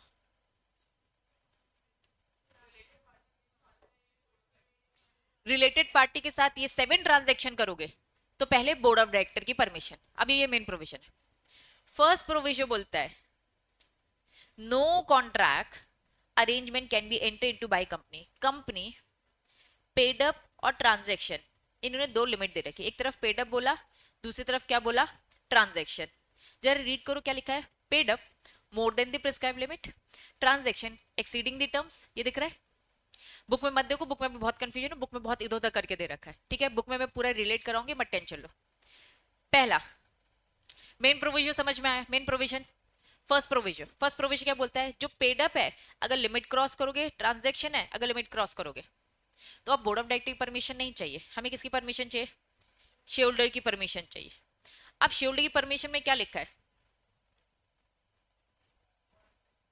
अगर रेजोल्यूशन लिखा है, वेरी गुड, अगर रेजोल्यूशन लिखा है दैट मींस क्या होगा, ऑर्डिनरी। स्पेशल हमेशा लिखा ही होगा, याद रखना। साफ बोला, share holder approval resolution is mandatory. अब आपकी बुक में ये दिख जाएगा, मत लोड लेना। सेम बात है क्या, देखो जरा अभी जो मैंने वो 7 पॉइंट्स पढ़े, ठीक है, ये पूरे के पूरे 7 पॉइंट्स, लिमिट के अंदर तो बोर्ड रेजोल्यूशन, लिमिट के बाहर तो ऑर्डिनरी रेजोल्यूशन। वो क्या है लिमिट, आओ। आप जो ट्रांजैक्शन कर रहे हो वो कितना है, एनुअल टर्नओवर का 10%। इन्होंने कहा या तो 10% या उससे कम है, तो बस बोर्ड ऑफ डायरेक्टर की रेजोल्यूशन पास करो। वापस वापस, मैं खरीदने बेचने वाली हूँ, क्या खरीदने बेचने वाली हूँ, sale purchase movable immovable property, ठीक है। अगर मैंने अभी आपको इतने सारे पॉइंट्स पढ़ाए, मैं कह रही हूँ एक पार्टनरशिप फर्म के साथ करूँ जिसमें रॉके सर के भाई बैठे, उनको मैंने बेचा, मैंने उन्हें अपनी एक प्रॉपर्टी बेची, इमूवेबल प्रॉपर्टी बेची, ठीक है। अब जो मैंने इमूवेबल प्रॉपर्टी बेची वो कितना था, एनुअल टर्नओवर के 10%, 10% है उससे कम का था, तो बस बोर्ड रेजोल्यूशन से काम चल जाएगा, जिसमें रॉकेट सर, मैं, अभिषेक सर बैठेंगे और डिसीजन लेंगे। लेकिन अगर वो 10% से ज्यादा था, तब क्या बोला, जनरल मीटिंग कराओ और सारे शोल्डर से पूछो और ओआर पास कराओ। बात समझ में आ रही है, अगर 10% से ज्यादा था तो यहां जो भी लिमिट है 10%, 10% और ये एक अमाउंट दे दिया। अपॉइंटमेंट ऑफ द ऑफिस, अभी क्या बोला, एक रिलेटिव को बैठा रही थी ऑफिस में, उस रिलेटिव को जो मैं बैठा रही थी उसको रेम्यूनरेशन मंथली कितना मिल रहा है, मंथली। इन्होंने कहा भैया 2.5 लाख या उससे कम मिल रहा है, तो बस क्या करो, बोर्ड रेजोल्यूशन। लेकिन भाई सैलरी से इतनी ज्यादा मिल रही है, एक बार पूछेंगे, मेंबर की मीटिंग कराएंगे और वो आर पास करेंगे। लॉजिक समझ में आ रहा है। नेक्स्ट क्या बोला, remuneration under writing, under writing का जो है वो क्या है, 1% नेटवर्थ है, कम या उससे कम, सॉरी 1% से कम है, उससे ज्यादा है तो आपको पूछना पड़ेगा। समझ में आ रहा है। तो कुल मिलाकर वापस सबसेक्शन 1 बोलता है रिलेटेड पार्टी के साथ ये 7 ट्रांजेक्शन करोगे तो यस बोर्ड रेजोल्यूशन से काम चल जाएगा। फर्स्ट प्रोविजन बोलता है लिमिट क्रॉस करी, वो लिमिट जो मैंने अभी आपको बताई, तो आपका बोर्ड रेजोल्यूशन से काम नहीं चलेगा, आपको ऑर्डिनरी रेजोल्यूशन पास करना पड़ेगा। क्लैरिटी, फर्स्ट प्रोविजन क्लियर है। Second provision, member who are related party not vote, मैं रॉकेट सर, अभिषेक सर, ठीक है, हम है board of director, board resolution, board resolution से काम नहीं चलेगा, लिमिट क्रॉस हो रही है, चलो यहां बैठेंगे। मेंबर, तुम लोग सब मेंबर, मैं रॉकेट सर, अभिषेक सर, हम लोग के पास भी तो है ना शेयर्स, तो हम भी तो वोटिंग करेंगे, तुम लोग वोट करोगे हम भी वोट करेंगे। लेकिन उन्होंने कहा जो रिलेटेड पार्टी है जिसमें रॉकेट सर के भाई के साथ हो रहा था, तो रॉकेट सर भी रिलेटेड है, मैं भी रिलेटेड हूं, हम दोनों रिलेटेड हो गए, हम दोनों वोट नहीं करेंगे। related party not vote on such resolution to approve any contract arrangement with the company if they have interest in the transaction। आज हम कह रहे हैं कि हम एक फर्म के साथ ट्रांजेक्शन करने वाले हैं, उसमें रॉकेट और मैं दोनों इंटरेस्टेड है, दोनों रिलेटेड पार्टी है, तो तुम लोग सब वोट करेंगे, इवन अभिषेक भाई भी वोट करेंगे, लेकिन मैं और रॉकेट सर कर पाएंगे क्या, वोट नहीं कर पाएंगे। बात समझ में आ रही है, पक्का। अब नीचे पहला प्रोविजन क्या बोल रहा था, लिमिट क्रॉस तो ओआर। सेकंड प्रोविजन क्या बोल रहा था, रिलेटेड पार्टी वोट नहीं करेगी, लेकिन सारे शेयर्स तो हमारे ही पास है, तुम लोग मेंबर हो ही नहीं। 90% और more of the member in the number are relatives of the promoter and are related to themselves. जब 90% इन्हीं के पास ही है तो भाई ओआर ही पास करना था, तुम लोग वोट भी कर रहे हो तो भी कुछ हो नहीं रहा है, तो साफ इन्होंने बोला तब ये वोटिंग करने वाली बात रिस्ट्रिक्ट नहीं है, फिर वो वोट करेंगे, और उनका हाँ ही है ना, कुल मिला के उनके साथ आप बिजनेस कर सकते हो। तो प्राइवेट कंपनी है ना, पब्लिक है ही नहीं। अब प्राइवेट कंपनी है जिसमें 90% अगर सारे प्रमोटर होल्ड करके बैठे तो वैसे टेंशन कम है, तुम्हारा ही पैसा सब कुछ लगाना कंपनी में, तुम ही कर रहे हो। जनता का लगा तो टेंशन देना कि जनता का पैसा इधर उधर किया जा रहा है, तुम अपने पैसों को दे रहे हो यार, अपने रिलेटिव को दे दो, हमें क्या करना। क्लियर है?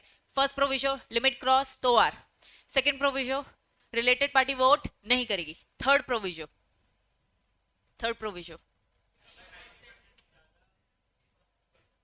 अगर रिलेटिव ही है सारे के सारे 90% या मोर, वापस रीड कर रही हूँ, 90% मोर of the member in number relative of the promoter, सब प्रमोटर या प्रमोटर के रिलेटिव है तो फिर कोई फर्क पड़ता नहीं है, फिर रिस्ट्रिक्शन नहीं है, करो वोट फिर तो, और हमारी हाँ ही है, इन शॉर्ट ट्रांजेक्शन हो रहा है।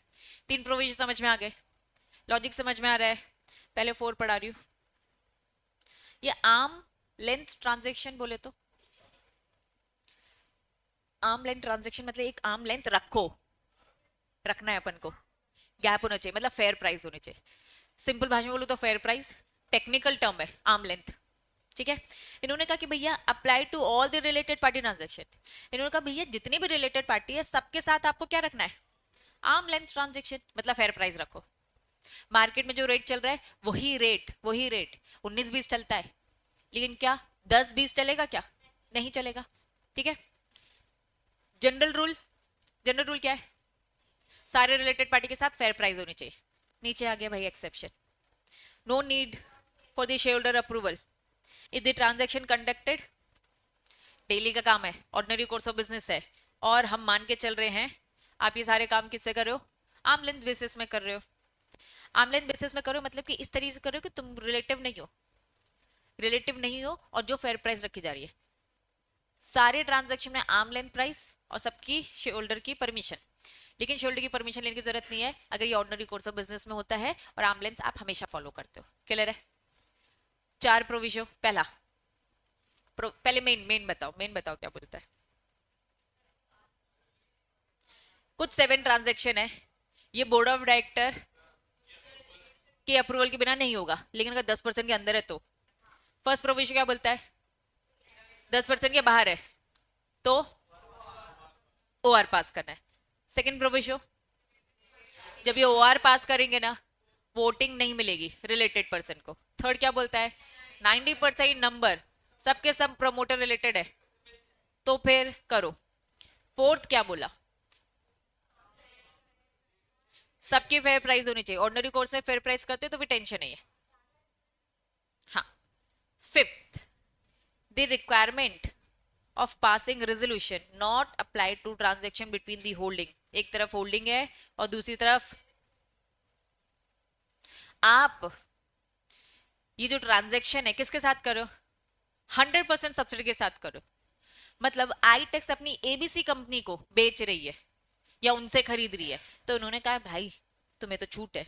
सब्सिडी और होल्डिंग कंपनी के जो फाइनेंशियल स्टेटमेंट्स है वो क्या होते हैं, कंसोलिडेट मतलब एक साथ इकट्ठा बनाते हो आप फिक्स कर कर, ठीक है, और ये सारे शोल्डर की उसमें अप्रूवल लेते हो, तो फिर आपको परमिशन लेने की जरूरत नहीं है, क्योंकि आप अपनी सब्सिडी को बेच रहे हो जो कि 100% ओन्ड है, मतलब आप अपने आप को ही दे रहे हो कुल मिलाकर। बस अभी जो आईटेक्स की दिख रही तो वो एबीसी की है, अगर एबीसी की तो फिर भी वो किसकी है, आईटेक्स की है ना, बस आप नाम बदल रहे हो। अगर प्रॉपर्टी मेरी है, मैंने कहा कि नहीं अब मैं अपने नाम पे रजिस्ट्री रखना चाहती हूँ, रॉकी सर के नाम पे, रॉकी सर बोलते नहीं मैं अपने बेटे, है तो हमारी ही ना, क्या बात समझ में आ रही है? तो इसमें परमिशन लेने की जरूरत नहीं है, जो ऊपर हमने इतनी लंबी चौड़ी प्रोसेस पढ़ी। समझ में आ रहा है? ये तो फर्स्ट ही था, अब फर्स्ट पढ़ लिया। हमने कुछ प्रॉफिट वाला पोजीशन पढ़ा था, थोड़ा मुझे बताओ, ऑफिस प्लेस ऑफ प्रॉफिट एक लिमिट थी, कितनी थी वो लिमिट, कितनी मंथली सैलरी कितनी मिल रही थी, 2.5 लाख पर मंथ, उससे कम है तो बोर्ड रेजोल्यूशन, उससे ज्यादा है तो ऑर्डिनरी रेजोल्यूशन। इन्होंने कहा भाई ऑफिस प्लेस ऑफ प्रॉफिट का मतलब समझाना चाहते हैं, office where the individual earn remuneration over and above, जो भी वो सैलरी की बात हो रही है वो मैंने आपको बता दी। आर्म लेंथ का मीनिंग बताए, आर्म लेंथ मतलब क्या, रिलेटेड पार्टी आपस में इस तरीके से बिजनेस करे कि ऐसा फील आए कि अनरिलेटेड है, मतलब फेयर प्राइस नहीं हो सकता, बात तो सच है। सबसेक्शन 2, एवरी कॉन्ट्रैक्ट अरेंजमेंट, जो भी सबसेक्शन 1 में रिपोर्ट कहां दिखनी चाहिए, बोर्ड रिपोर्ट में पूरा डिस्क्लोजर, हमें ट्रांसपेरेंसी रखना है बस, और फिर उन्होंने नीचे डेफिनेशन। सबसेक्शन 2 बोलता है बोर्ड रिपोर्ट में दिखाना है, खत्म। 3 बोलता है if contract entered by the director employ without board approval, ये क्या लिखा है वॉइडेबल, क्या होता है वॉइडेबल? अग्री पार्टी को ऑप्शन मिलता था, वो चाहे तो इसे वैलिड कर दे, वो चाहे तो उसे वॉइड। फिर से रीड करो जी, कॉन्ट्रैक्ट हुआ है डायरेक्टर और एम्प्लॉय, इस ये जो कॉन्ट्रैक्ट हुआ उसमें उसने क्या नहीं किया, बोर्ड ऑफ डायरेक्टर की अप्रूवल नहीं ली, तो voidable at the option of the board और the shareholder within the 3 months, 3 महीने का समय दिया है, ऑप्शन दिया है। भाई गलत हुआ है, इन 3 महीने में वो चाहे तो इसे वैलिड कर दे, वो चाहे तो इसे वॉइड कर दे। Company take a legal action against the director employ जिसने ये हरकत करी है, जिस कारण से कंपनी को लॉस हुआ है, और पेनल्टी दे दी। टोटल 5 चीजें, प्रोविजन में नहीं जाएंगे, पहले 5 सब सेक्शन बोलेंगे। फर्स्ट बोलता है 7.0 कहते हैं बोर्ड ऑफ डायरेक्टर की परमिशन लेकर आप ये 7 ट्रांजैक्शन कर सकते हैं अपने रिलेटेड पार्टी के साथ। सबसेक्शन 2 बोलता है डिस्क्लोजर देने का बोर्ड रिपोर्ट में। 3 बोलता है अगर बिना परमिशन के कर लिया तो ये वॉइडेबल है, 3 महीने का समय दे रहे हैं, इन 3 महीने में इस वॉइडेबल कॉन्ट्रैक्ट को आप चाहे तो वैलिड या फिर वॉइड कर लो। 4 बोलता है कि डायरेक्टर एम्प्लॉय की इस हरकत के कारण जो कंपनी को लॉस हुआ है, ठीक है, उसके अगेंस्ट वो लीगल एक्शन ले। और 5th पॉइंट बोलता है पेनल्टी। लेकिन जब हमने फर्स्ट पढ़ा तो उसके कितने प्रोविजन पढ़े? 5। पहला, लिमिट क्रॉस हुई तो, लिमिट क्रॉस हुई तो ओ आर, गलती से भी एस आर मत बोलना जो बोलते जा रहे हो तुम लोग। Second point, related party vote नहीं करेगी, लेकिन फोर्थ पॉइंट, सारे ट्रांजैक्शन आर्म लेंथ होने चाहिए। 5th पॉइंट,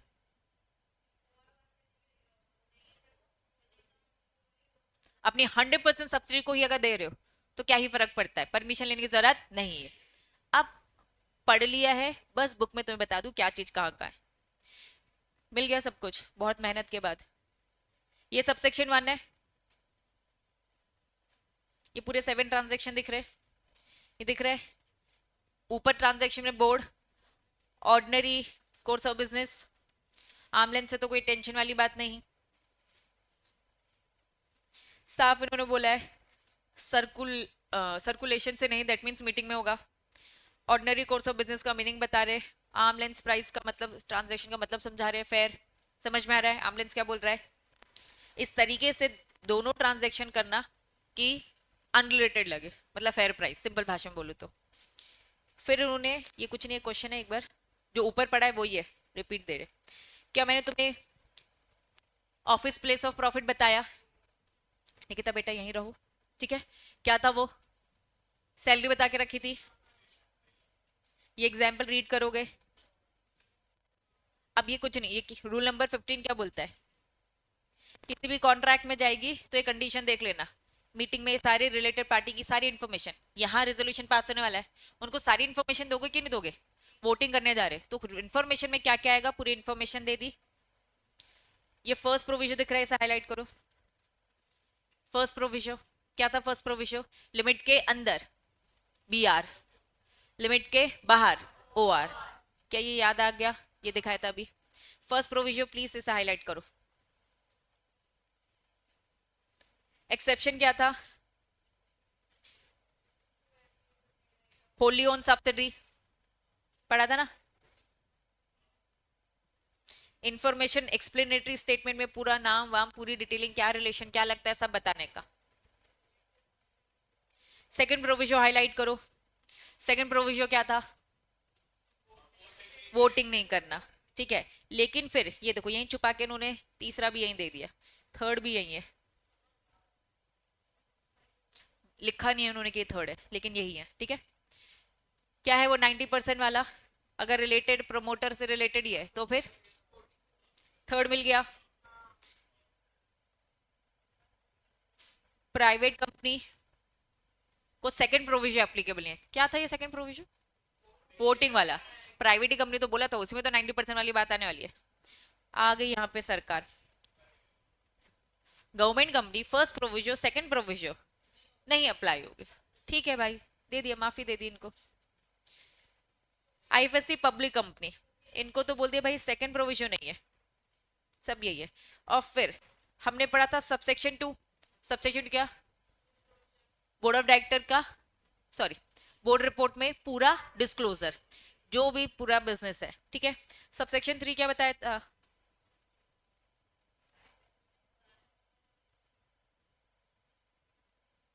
सब सेक्शन 3 जरा देख लो, 3, 4, 5 वॉइडेबल, 3 महीने का समय दिया, वेरी गुड।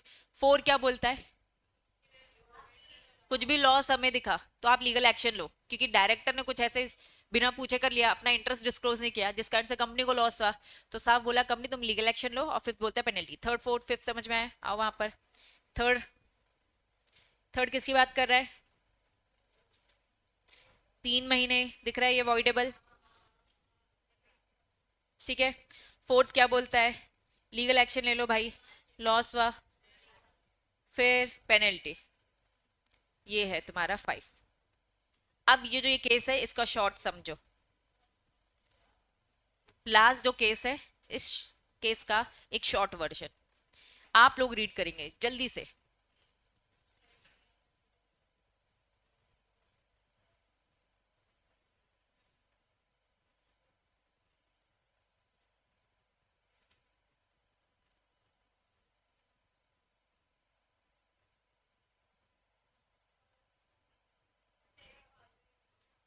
ओवर फोकस, बहुत ज्यादा ही देखना, घुसे रहना, हर छोटी छोटी बारीकों में बहुत ज्यादा उंगली करना, इतनी की जरूरत नहीं होती।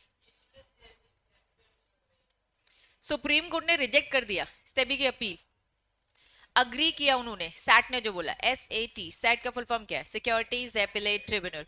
अभी कंपनी लॉ पढ़ रहे हो, कंपनी लॉ क्या बोलता है, केस कहां जाएगा, NCLT। खुश नहीं है तो, खुश नहीं है तो यही चीज, यही चीज आपकी ऑपोजिट होती है, मतलब ऑपोजिट नहीं डिफरेंट होती है सेबी लॉ में। पहले आता है सेबी बोर्ड, खुश नहीं है तो सैट, खुश नहीं है तो सुप्रीम कोर्ट। सेबी से रिलेटेड जितने भी लफड़े, जितने भी झगड़े कहाँ जाएंगे, सेबी बोर्ड पहले देखे, सेबी बोर्ड के बाद सैट, सिक्योरिटीज एपिलेट ट्रिब्यूनल, इधर खुश नहीं है तो सुप्रीम कोर्ट, तो अलग सिस्टम, तो इसलिए उन्होंने सेबी का एग्जाम्पल देके बताया। सुप्रीम कोर्ट ने रिजेक्ट कर दी सेबी की अपील, अग्री किया उन्होंने कि सैट ने जो डिसीजन दिया वो एकदम सही दिया। दे सेड जो वोटिंग रूल्स थे were not broken because the related party didn't vote, हमने देखा ना वोट नहीं करेगा, उन्होंने पूरा इन्वेस्टिगेशन किया तो पता चला कि रिलेटेड पार्टी ने तो वोट नहीं किया था, जब रिलेटेड पार्टी ने वोट नहीं किया तो भैया काम तो सही हुआ है ना। Both when the decision was made, when it was cancelled, the court found no wrong intention, then जो सेबी का आर्गुमेंट था उसे उन्होंने खत्म किया। कुल मिलाकर सीन ऐसा है, सेबी अपनी आर्गुमेंट दे जा रही थी, सैट ने बोला था सही है, लेकिन सेबी फिर भी जाती है कहा मैटर को लेकर, सुप्रीम कोर्ट। सुप्रीम कोर्ट कहता है सैट सही बोल रहा है, वोटिंग करते वक्त रिलेटेड पार्टी ने वोट नहीं किया, जो कि एज पर रूल सही है, हमने देखा ना सही है। तो बस यहाँ पे कंक्लूजन है, इन्होंने कहा कि ये सेबी जो है ना बहुत ज्यादा टू पिकी और विदाउट गुड रीजन, छोटी छोटी, जैसे नहीं बोलते बाल की खाल निकालना, एग्जैक्टली अगर बोलूं, हाँ क्या एक की चार, इतनी की रिक्वायरमेंट नहीं है। बात समझ में आई, पक्का। यहां पर ये टॉपिक होता है ओवर, और चैप्टर भी खत्म होता है क्या, इसमें कुछ कमिटीज बची है, उस कमिटी को मुझे पढ़ाना है, ब्रेक के बाद देखेंगे, ठीक है बच्चों। बोर्ड कमिटी रह गया था इसमें, है ना, कुछ याद आ रहा है, रुक तो जाओ, बीच का एक पोर्शन था, audit committee, nomination remuneration, stake holder relation, risk management committee, लेकिन इससे पहले क्लास लगा चुकी हूँ, उसमें ये सारी कमिटी बता चुकी हूँ, ठीक है, शॉर्ट में बता चुकी हूँ। अगर मैं एरिया की बात करूँ एकदम स्पेसिफिक होना, ऑडिट कमिटी का क्या काम होगा, ऑडिट करना, nomination remuneration committee salary remuneration decide करना, स्टेक होल्डर रिलेशन, जितने भी स्टेक होल्डर है, शेयर होल्डर, उनका ग्रीवियंस, इन सबको रिजॉल्व करना, वेरी गुड, मतलब वो सॉल्व करना है इस कमिटी का काम। नेक्स्ट क्या था, रिस्क मैनेजमेंट कमिटी, क्या काम होगा इसका, रिस्क को मैनेज करना, जो अभी है फ्यूचर में जो आने वाला है उसको अभी से मॉनिटर करके खत्म करो। कॉर्पोरेट सोशल कमिटी, इसका क्या काम होगा, जो लोगों का वेलफेयर करना है, लेकिन एक लिमिट क्रॉस होने के बाद, ठीक है। अब हमने अपने लास्ट क्लास में ऑडिट कमेटी पढ़ लिया था, लेकिन अगर आप नोटिस करोगे आपकी बुक ने बहुत ज्यादा डिटेल में दे रखा है, तो इसका एक शॉर्टकट वर्जन है, प्लीज मुझे तुरंत मैसेज करो कि दीदी ये कमेटी का प्रिंट आउट दे देना, ठीक है, ताकि मुझे याद रहे। अब आप नोटिस करो क्या दिखा है, सबसे पहले क्या दिख रहा है, ऑडिट, फिर nomination remuneration, stake holder, risk management, ये मैं एक साथ आपको क्लब कर रही हूं, लेकिन सबसे ज्यादा इंपॉर्टेंट कौन सा है, एग्जाम पॉइंट ऑफ व्यू से अगर मैं कहूँ तो ऑडिट कमिटी सबसे इंपॉर्टेंट है इन सारी कमिटी के कंपैरिजन। इसी का कंपोजिशन सबसे ज्यादा पूछा जाता है। अब ऑडिट कमिटी हम पिछली क्लास में पढ़ चुके हैं। अब nomination, remuneration, stake holder, risk management, सबसे पहले उन्होंने क्या बताया, ध्यान दो, क्या दे रखा है, कॉम्पोजिशन। कॉम्पोजिशन की बात करूंगे तो कमिटी में क्या बोला, कितने लोग होने चाहिए, 3 डायरेक्टर, ठीक है। ऑल डायरेक्टर क्या होने चाहिए, नॉन एग्जीक्यूटिव। क्या नॉन एग्जीक्यूटिव समझ में आता है।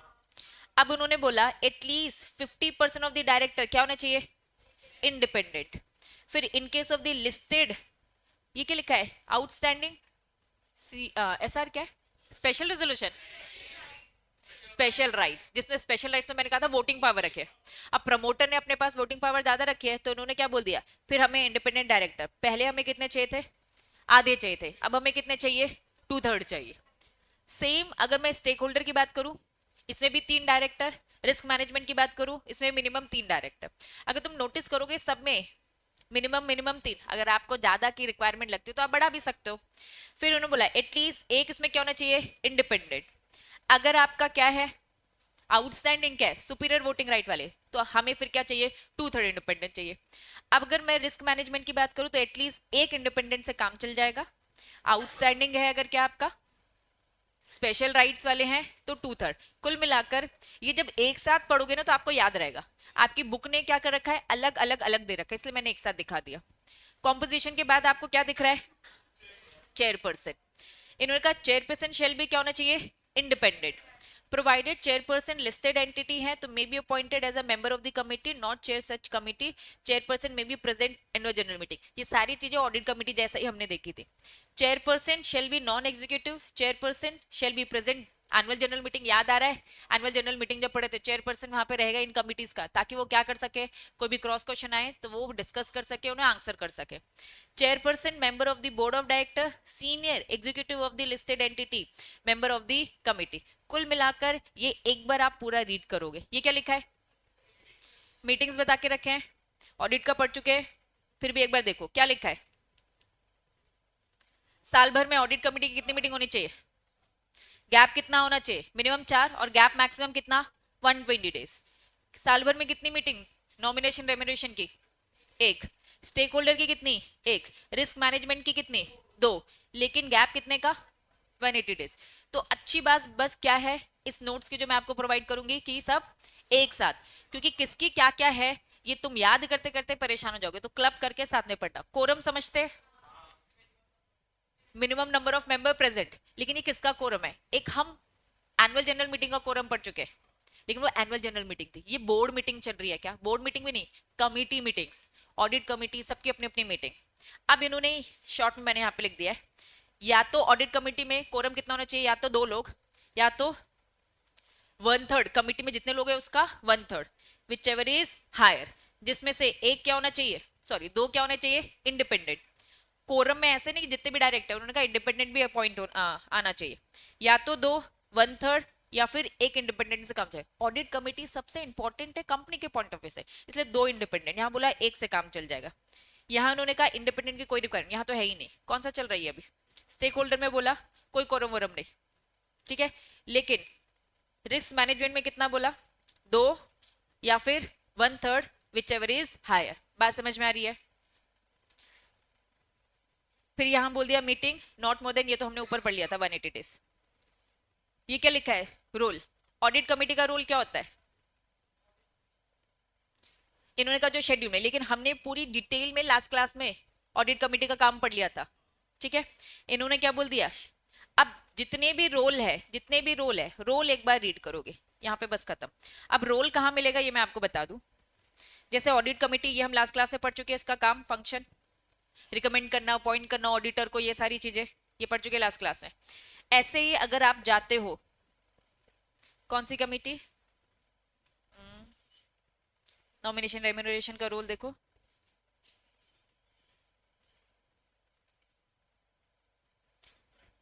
ये फंक्शन दिख रहा है, ठीक है। तो सबके रोल एक बार रीड करेंगे बस, और इसमें कुछ भी ज्यादा ध्यान देने की जरूरत नहीं है। सबसे ज्यादा इंपॉर्टेंट ऑडिट कमेटी अपन वही पढ़ेंगे, यहाँ पे ये चैप्टर होता है पूरे से ओवर। बात समझ में आ गई, ठीक है। अब इस चैप्टर के इंपॉर्टेंट सेक्शंस क्या क्या है बताओ जरा। 186 इंपॉर्टेंट है और 188। इससे पहले भी कुछ सेक्शंस पढ़े थे। 165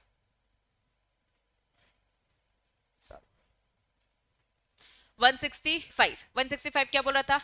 नंबर ऑफ डायरेक्टरशिप, ये भी इंपॉर्टेंट है। और ऑडिट कमिटी मैंने इंपॉर्टेंट बता दिया,